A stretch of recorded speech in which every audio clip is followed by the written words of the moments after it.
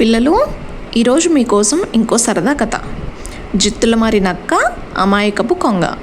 ఒక అడవిలో ఒక నక్క, ఒక కొంగ స్నేహంగా ఉండేవి. కానీ నక్కకు కొంచెం తుంటరి బుద్ధి ఎక్కువ.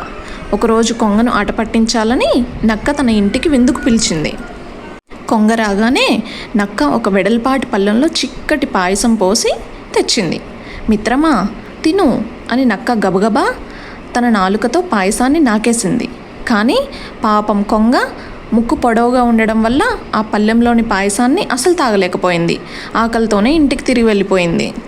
కొన్ని రోజుల తర్వాత కొంగ నక్కను తన ఇంటికి విందుకు ఆహ్వానించింది. నక్క ఆశగా వెళ్ళింది. ఈసారి కొంగ పాయసాన్ని పొడవుగా సన్నగా ఉన్న జాడీలో పోసి తెచ్చింది. రా మిత్రమా, భోజనం చేద్దాం అంది కొంగ. కొంగ తన పొడవు ముక్కుతో కూజాలోని పాయసాన్ని హాయిగా తాగేసింది.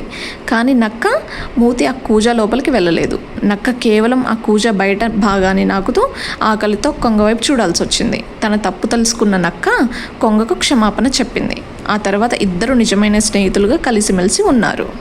ఉపకారానికి ఉపకారం, అపకారానికి అపకారం. మనం ఇతరులతో ఎలా ప్రవర్తిస్తామో వారు కూడా మనతో అలాగే ప్రవర్తిస్తారు. అందుకే అందరితో మంచితనంతో మెలగాలి.